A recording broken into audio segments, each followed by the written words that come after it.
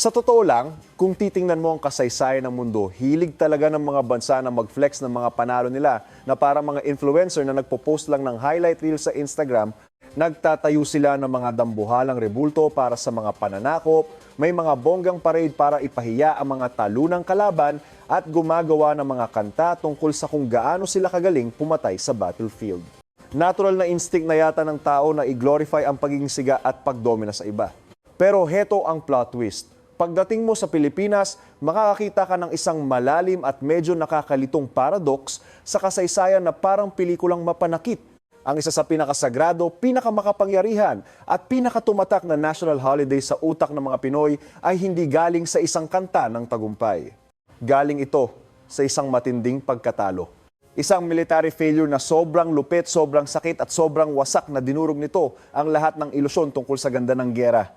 Bakit nga ba pipiliin ng isang bansa na i-celebrate o sabihin na nating alalahanin ng bongga yung moment na ang army nila ay parang nilamukos, ginawang bihag, at pinaglakad sa isa sa pinakamalalang death march ng 20th century?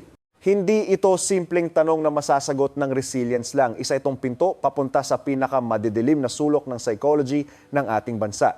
Ang lugar na tinutukoy natin ay Bataan. Isang maliit na peninsula na nakadikit sa West Philippine Sea na naging puntod ng libo-libong pangarap noong summer ng 1942. Lampas 8 dekada na ang nakalipas simula nung tumahimik ang mga putok ng baril sa mga madidilim na gilid ng Mount Samat. Yung mga sundalong lumaban doon, yung mga dumanas ng gutom na parang hihimatayin ka na sa bawat takbang at mga sakit na kumakain sa laman nila, halos lahat sila ay wala na sa mundong ito.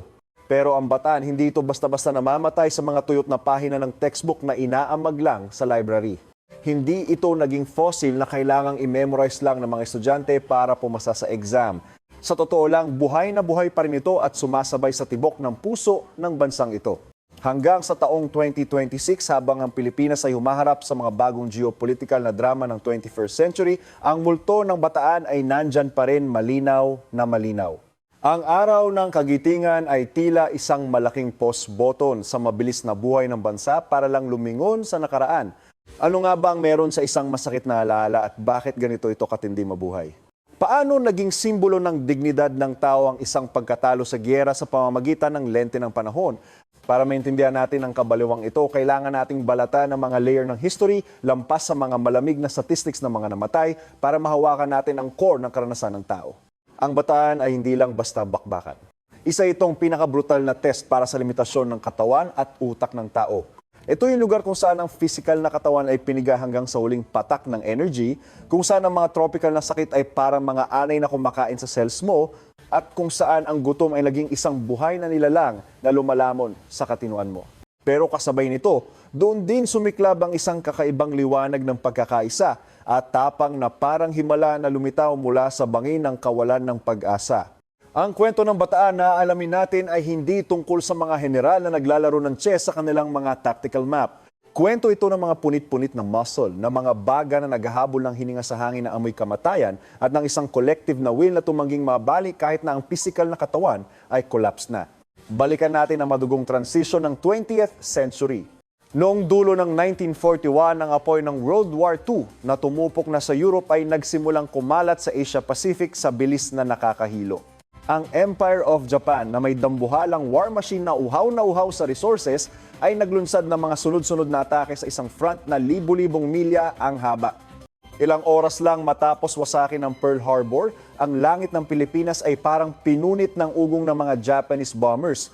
Noong panahong iyon, pinapanood ng mundo ang sunod-sunod na pagbagsak ng mga Western powers sa Asia. Isa-isang tumba ang Hong Kong, Malaya, Singapore at Dutch East Indies sa harap ng malabagyong atake ng Imperial Japanese Army. Sa gitna ng kadilimang ito, ang Pilipinas ay hindi lang basta random na target. Isa itong choke point na buhay at kamatayan ang nakataya. Bilang isang Commonwealth na papunta na sana sa independence pero nasa ilalim pa rin ng security blanket ng Amerika, ang Pilipinas ay may strategic na lokasyon na sobrang importante. Nakaharang tayo sa sea lanes na nagdudugtong sa mga oil fields ng Southeast Asia papunta sa mga isla ng Japan.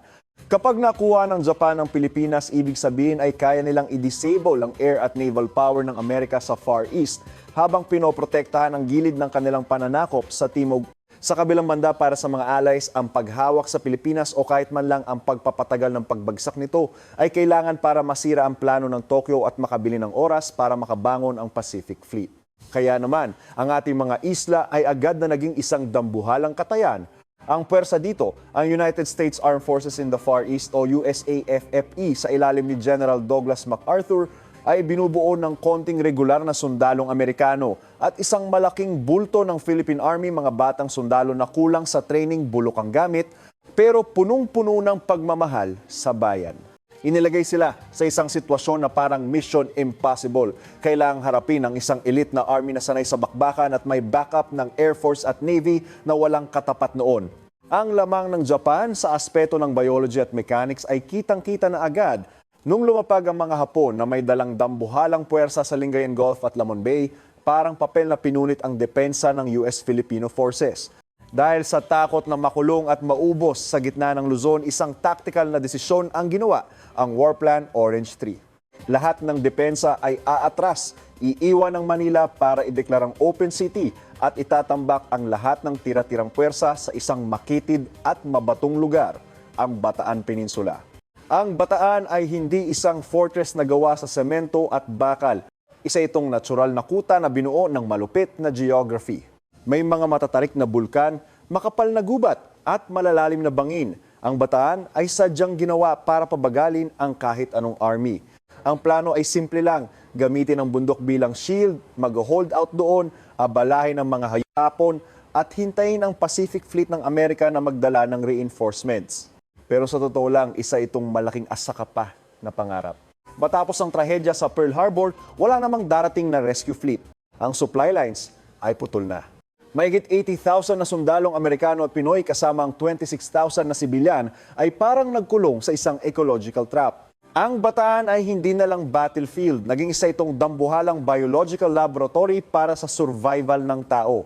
Nung sumara ang pinto ng pag-atras sa likuran nila, ang mga defenders ng Bataan ay tuluyan ng nahiwalay sa mundo. Wala silang bala, wala silang gasolina, at ang pinakamalala, wala silang pagkain at gamot. Ang malupit na katotohanan ay simula pa lang nung tumapak sila sa unang line ng depensa sa Abukay, ang tadhana nila ay nakasulat na sa batas ng physics at biology, hindi lang sa military tactics. Walang army ang kayang lumaban forever nang walang energy na pumapasok.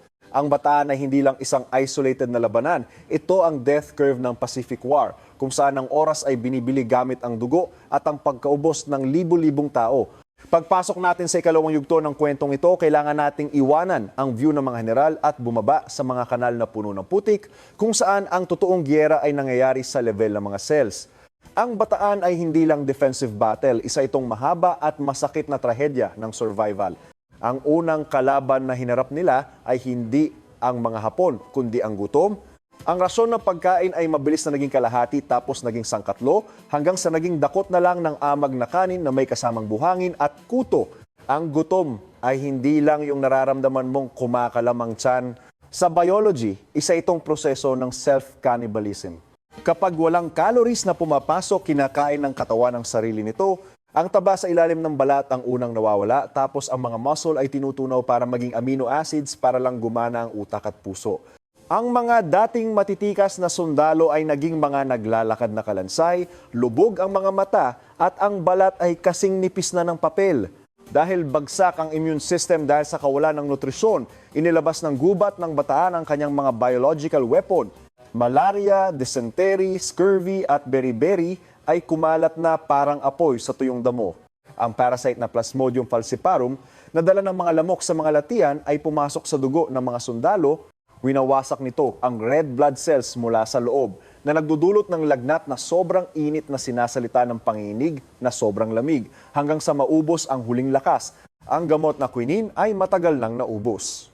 Ang dysentery naman ay ginawang impyerno ang mga makeshift na ospital kung saan libu-libong sundalo ang nakahiga sa maruming lupa, dehydrated at dumudugo ang bituka ng walang tigil.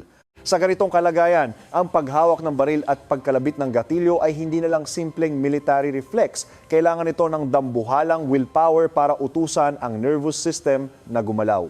Bawat hakbang sa gubat ay isang pakikipaglaban sa gravity at sa pagkapagod ng laman. Kahit na nasa bingit na sila ng biological collapse, ang mga sundalong tinawag na Battling Bastards of Bataan ay patuloy na lumaban. Itinaboy nila ang bawat atake ng mga Hapon noong February at March ng 1942.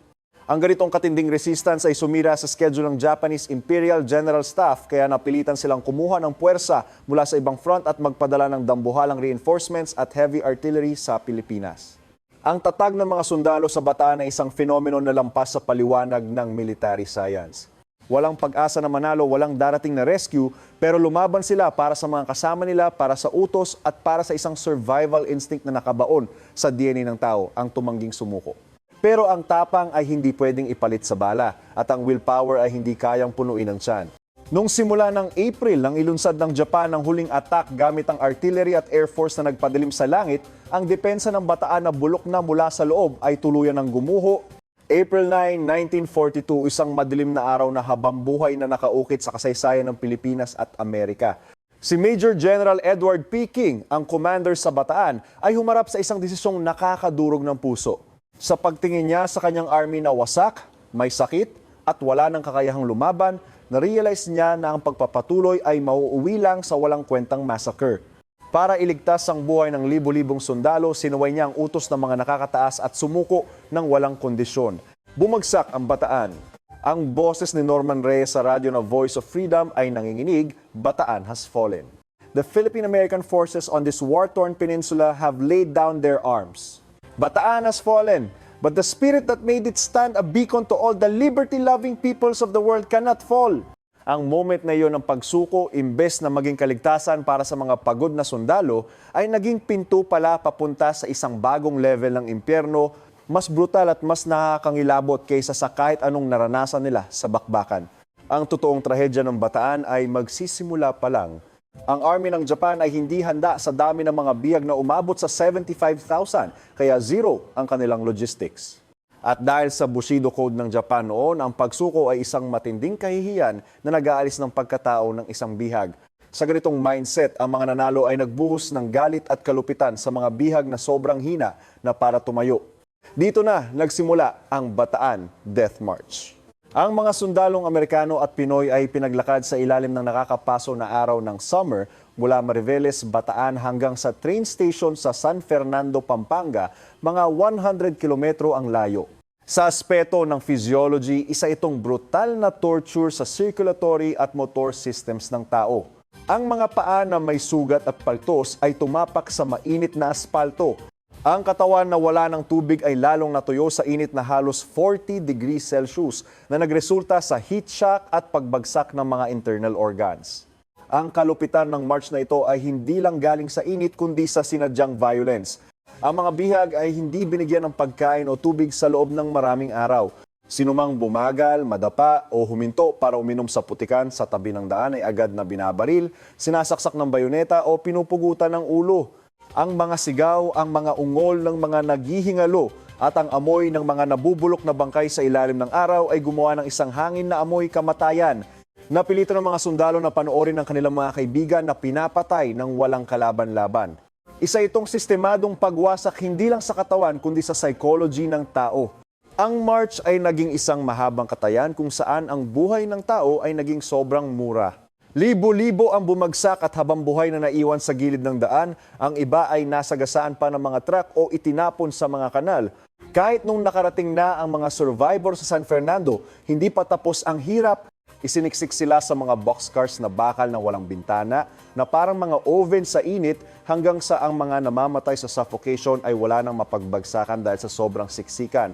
Ang dulo ay ang Camp O'Donnell sa Capas, Tarlac. Dito, sa gitna ng dumi at sakit, libo-libo pa ang namatay.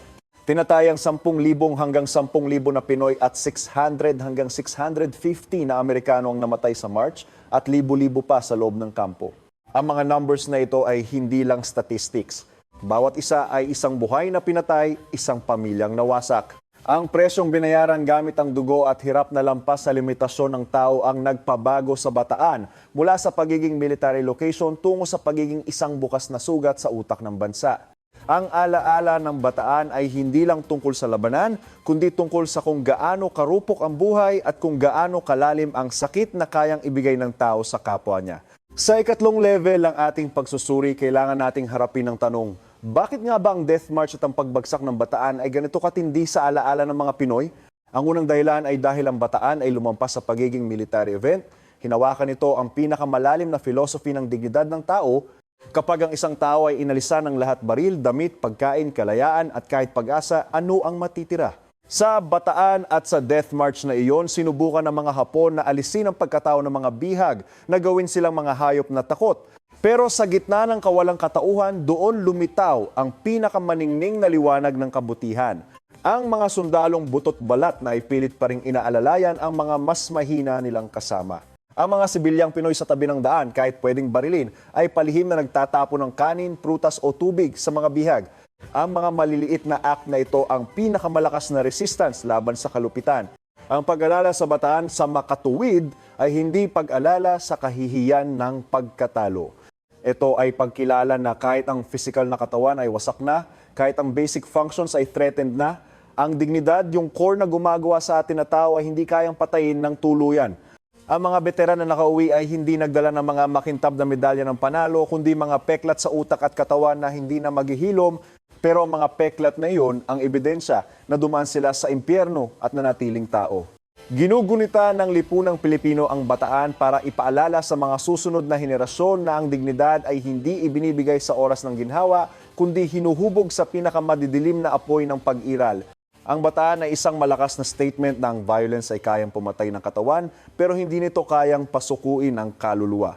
Ang pangalawang dahilan kung bakit pillar ng national memory ang Bataan ay dahil ginawa nitong glue ang isang kolektibong sakit para pag-isahin ang bansa. Bago ang World War II, ang Pilipinas ay kalat-kalat na mga isla na may iba't ibang ethnic groups at wika.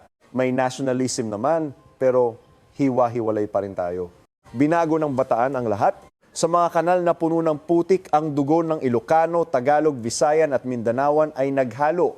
Pati na rin ang dugo ng Pinoy at Amerikano ay dumilig sa lupa ng Bataan. Ang hirap ay walang pinipiling rank o kulay ng balat. Nung naghati ang mga sundalo sa isang lagok ng maruming tubig, nung sabay silang nakatikim ng latigo ng kalaban, isang bagong social antibody ang nabuo, ang kapatiran ng mga naghirap. Ang kolektibong sakit na ito ang gumawa ng isang modernong mythos na nagdugtong sa lahat ng Pinoy. Na-realize nila na iisa ang tadhana nila, isang history na isinulat sa dugo at luha. Ang pangatlong dahilan ay marahil ang pinaka-philosophical. Sa utak ng Pinoy, ni-redefine ng Bataan ang konsepto ng tapang. Karaniwan, iniisip natin na ang tapang ay para lang sa mga nananalo. Pero pinatunayan ng Bataan ang isang katotohanan, ang totoong tapang ay hindi nakadepende sa resulta ng laban. Hindi ito tungkol sa kung naisaksak mo ba ang bandila sa tuktok ng bundok, kundi sa kung handa ka bang tumayo at lumaban kahit alam mong matatalo ka. Alam ng mga defenders ng Bataan na iniwan na sila. Alam nilang walang darating na tulong at ang ending ay trahedya. Pero hindi sila sumuko agad. Inantalang nila ang war machine ng Japan na mahigit 3 buwan, 1 oras na sobrang mahalaga para sa allies sa Australia. Ginamit nila ang sarili nilang katawan bilang harang sa kalaban. Isa itong conscious na sakripisyo. Kaya naman ang tactical failure ay naging isang absolute spiritual victory. Sa ika-4 na level, hilahin natin ang kwento mula sa madugong nakaraan papunta sa present. Paano napanatili ng isang modernong lipunan ng buhay ng isang ala-alang lampas 80 years na? Ang sagot ay nasa institutionalized commemoration. Ang araw ng kagitingan tuwing April 9 ay hindi lang basta holiday na nakared sa kalendar. Isa itong dambuhalang social mechanism para i-reactivate ang mga neurons ng collective memory. Ang sentro nito ay ang Mount Samat sa Bataan, kung saan nandoon ang dambana ng kagitingan. Ang highlight ay ang dambuhalang krus na 92 meters ang taas na parang isang spiritual antenna na kumukuha ng mga dasal para sa mga yumao. Sa panan ng krus ay may mga reliefs na nagpapakita ng hirap at glory ng labanan. Taon-taon ang mga leader ng bansa, mga veterans na ngayon ay mga picture na lang na dala ng mga apo at libo-libong tao ang pumupunta doon. Hindi sila pumupunta para umiyak sa pagkatalo, kundi para i-reaffirm ang isang pangako sa kasaysayan. Sa taong 2026, ang layo ng panahon mula sa event ay 84 years na. Ang henerasyon na dumanas ng sakit ay wala na halos. Ang challenge ngayon ay kung paano lalabanan ang natural na pagkalimot ng lipunan parang mga brain cells na nagde-degenerate sa pagtagal ng panahon. Alam ito ng gobyerno at ng civil society.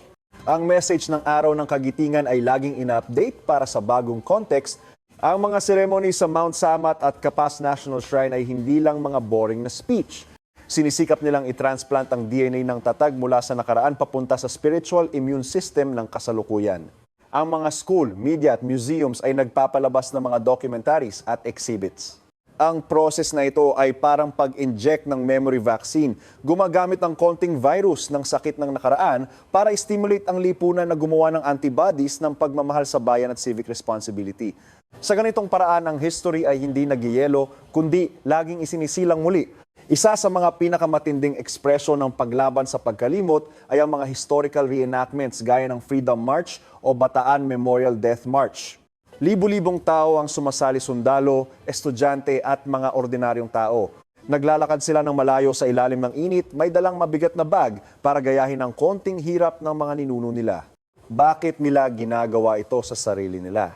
Dahil may mga lesson sa history na hindi nakukuha sa panonood lang. Kailangan itong maramdaman sa hapdi ng muscle, sa pawis na humahapdi sa mata at sa tibok ng puso. Sa pag-recreate ng physical pain sa isang safe na paraan, sinusubukan nilang magkaroon ng somatic empathy sa mga sundalo ng 1942. Ang history sa pamamagitan ng mga palto sa paa ay muling isinasabuhay para ma-realize ng bagong henerasyon na ang kalayaan ay hindi kailanman naging libre. Ang ganitong pag-institutionalize sa memory ay nagpapatunay sa isang point. Ang core ng araw ng kagitingan ay hindi lang para sagutin ang ano ang nangyari noong 1942. Trabaho iyon ng mga archivist. Ang trabaho ng bansa ay sagutin ang bakit sa 2026 kailangan pa rin nating tandaan. Ang sagot ay dahil ang Bataan ay nagsisilbing early warning system at moral compass ng lipunan. Kapag ang mga politiko ay nag-speech sa Capas, hinihiram nila ang authority ng mga namatay para i-legitimize ang values ngayon. Kapag ang army ay nag-celebrate, pinalalakas nila ang identity ng isang force na galing sa sakripisyo, hindi sa pang-aapi. Ang memory ay ginagamit na parang political at cultural currency para pambili ng social cohesion. Kung isang araw ay makalimutan ng Pinoy ang Bataan, hindi lang ito pagkalimot sa isang event, kundi pagkaputol ng isang mahalagang strand ng cultural DNA na bumubuo sa ating pagkatao. Ngayon, dako tayo sa ikalimang level, ang pinakamalalim na twist ng kwentong ito. Ang araw ng Kagitigan ay isang malaking paradox. Bakit ang isang araw na marka ng pagsukong kahiya-hiya at simula ng massacre ay tinawag na Araw ng Kagitigan? Para ma-decode ito, kailangan nating tumingin lampas sa win or loss logic. Ang history ng bawat dakilang bansa ay may mga moments kung saan ang honor ay hindi matatagpuan sa finish line ng victory, kundi sa lalim ng pagtitiis. Ang Bataan ay ganong moment. Nung wala ng strategic hope, nung ang military math ay nagsasabing wala ng kwenta ang lumaban, ang mga sundalo sa Bataan ay lumaban gamit ang spiritual energy. Pinatunayan nila na ang level ng hirap na kayang tiisin ng tao nang hindi bumibigay ang dignidad ay mas importante kaysa sa pagkuha ng lupa. Ang tapang ay madalas nating isipin na parang pag-charge sa harap habang sumisigaw. Pero ang Bataan ay nag-define ng ibang klase ng tapang. Mas tahimik pero mas dambuhala. Ang tapang na mag-exist. Ang tapang na gumising araw-araw sa kanal na puno ng putik, nanginginig sa malaria, gutom na gutom, pero hawak pa rin ang baril at hindi umaatras. Ito ang tapang na manatiling tao habang tinatrato na parang hayop sa death march. Ang simbolo ng Bataan ay hindi dahil nanalo tayo doon, dahil sa totoo lang, natalo tayo ng malupit. Ang simbolo nito ay ang pagpapakita ng limitasyon ng kalupitan na kayang tiisin ng tao at kasabay nito ang peak ng willpower ng tao. Ang paradox ay nasasagot kapag naintindihan natin na ang military defeat ay temporary lang, pero ang spiritual surrender ang permanenteng pagkawasak. Bumagsak ang Bataan, pero ang spirit nito ay hindi. Ang pagpupugay sa Bataan ay pagpupugay sa kakayahan ng taong malampasan ang trahedya. Sinasabi nito sa mundo na, pwede mo akong alisan ng baril, pwede mo akong gutumin, pwede mo akong paglakarin, hanggang sa matunaw ang muscle ko, pero hindi mo kailanman mahahawakan ang core ng kalayaan sa kaluluwa ko. Ang salitang valor dito ay nalinis na mula sa yabang ng pananakop. Naging universal value ito na nagre-represent sa internal strength ng sangkatauhan sa harap ng kadiliman. Sa pagtawag sa April 9 na Araw ng Kagitingan, ang Pilipinas ay parang gumawa ng historical alchemy. Ginawa nilang ginto ng pride ang tingga ng pagkatalo. Binawi nila ang kwento mula sa kamay ng kalaban. Maaaring kontrolado ng Japan ang battlefield noong 1942, pero ang mga sundalo ng Bataan at ang sambayanang Pilipino ang nanalo sa battlefield ng memorya at dangal. Ang historical alchemy na ito ay hindi fake news o pagpapanggap. Isa itong malalim na pag-unawa sa nature ng kadakilaan. Ang mga heroes ng Bataan ay hindi para mga invincible superheroes sa pelikula. Sila ay mga taong may laman at dugo, marupok, may sakit, at sa huli ay gumuho. Pero ang karupukan na iyon ang lalong nagpakita ng kanilang superhuman will kapag tiningnan natin ang mga lumang picture ng mga bihag na butot balat sa Camp O'Donnell. Hindi kahinaan ang nakikita natin ang tapang sa pinaka-pure at pinaka-brutal na form nito. Kaya naman kahit hindi na alam ng mga susunod na henerasyon ang tactical details ng labanan, mararamdaman pa rin nila ang moral weight ng salitang Bataan. Naging adjective na ito, isang standard para sa tatag at lente kung paano tinitingnan ng Pinoy ang sarili niya sa oras ng krisis. Sa ika-6 na level, ang huling layer ng ating analysis, kailangan nating ilagay ang Bataan sa context ng isang modernong Pilipinas na magulo. Bakit ang isang batang bansa na ang average age ay 25 lang at busy sa digital economy ay nakabaon pa rin sa isang madilim na war memory? Ang Pilipinas ngayon ay isang complex na puzzle. May 7,000 plus na isla, may away sa geography, may gap sa mayaman at mahirap, may political tension, at may threats mula sa labas. Sa ganitong lipunan na laging pwedeng magkawatak-watak, kailangan ng mga bansa ng mga metaphysical anchors para hindi matangay ang barko ng bansa. Ang Bataan ang isa sa pinakamabigat na anchor na iyon.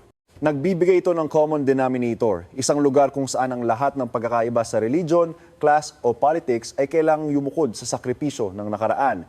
Kapag ang isang taga Manila, isang magsasaka sa Mindanao, at isang mangingisda sa Visayas ay sabay-sabay na tumahimik para sa isang minutong dasal tuwing April 9, nagsasagawa sila ng isang ritual ng national synchronization. Ipinapaalala ng Bataan sa kanila na kahit may mga away ngayon, sila ay mga tagapagmana ng isang legacy ng tatag.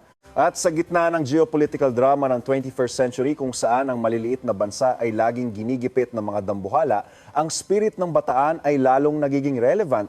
Nagbibigay ito ng template kung paano haharap sa pressure, ang kakayahang tumayo, tumangging sumuko ng madali at protektahan ang dangal ng bansa kahit dehado. Ang state ng Pilipinas ay pinapanatili ang holiday na ito hindi lang dahil sa respeto sa mga patay, kundi dahil sa kailangan ito ng mga buhay. Kailangan nila ang mythos na yon para patuloy na buuin ang identity ng bansa, para patunayan na ang lakas ng bansa ay wala sa GDP o sa dami ng baril, kundi sa tibay ng loob ng bawat citizen. Ang collective memory ng Bataan ay parang social immune system. Gaya ng katawan na tinatanda ng virus na umatake sa kanya para gumawa ng antibodies, ang lipunang Pilipino ay tinatanda ng hirap para protekta ng sarili sa pagiging kampante at sa pagkalimot sa core values. Ang biological torture na dinanas ng 1942 generation ay naging spiritual energy para sa 2026 generation. Bawat peklat sa history ng bansa ay hindi itinatago kundi ipinapakita bilang ebidensya ng survival.